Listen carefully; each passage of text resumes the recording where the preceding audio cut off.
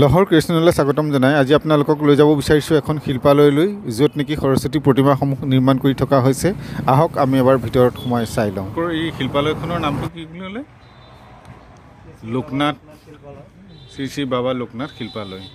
এয়া হ'ল লখিমপুৰ জিলাৰ নাওবৈচাৰ এখন ৰাজআলি বুলি কোৱা হয়।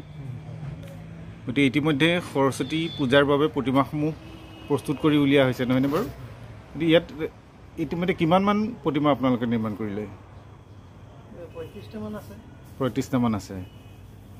গতিকে ইয়াত 35টামান ইতিমধ্যে প্ৰস্তুত কৰি উলিয়াইছে। আৰু আপোনালোকে ইয়াৰ পৰা প্ৰতিমা নিব বিচাৰিলেও যোগাযোগ কৰিব পৰা হ'ব। গতিকে তলত আপোনালোকৰ সেইটো নাম্বাৰটো দিয়া হৈছে। নাম্বাৰটো কিমান হ'ব আপোনাৰ? 7638585053। গতিকে এই নাম্বাৰত আপোনালোকে আজি যোগাযোগ কৰিব পাৰিব।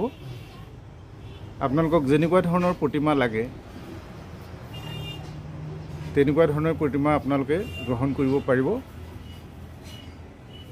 এয়া ইতিমধ্যে সজাই পৰাই তোলা হৈছে। কিছু অংশ বাকী আছে যদিও সেয়া অলপ পিছতেই সম্পূৰ্ণ হ'ব। গতিকে আমি সকলোকে অনুৰোধ জনালোঁ, আপোনালোকে সৰস্বতী প্ৰতিমা লগতে ইয়াত অন্যান্য মূৰ্তিও প্ৰস্তুত কৰা হয়। গতিকে ইয়াত আপুনি অন্যান্য কেনেকুৱা ধৰণৰ মূৰ্তি প্ৰস্তুত কৰিছে? এতিয়া সন্মুখতে আমাৰ সন্মুখতো দুভাগ নিৰ্মাণ কৰি আছে। ৰাধা কৃষ্ণ আছে, কৃষ্ণ হৈ আছে। আৰু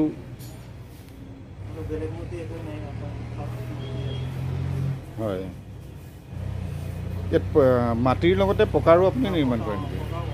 পকাৰো বনোৱা হয়। গতিকে ইয়াত আপুনি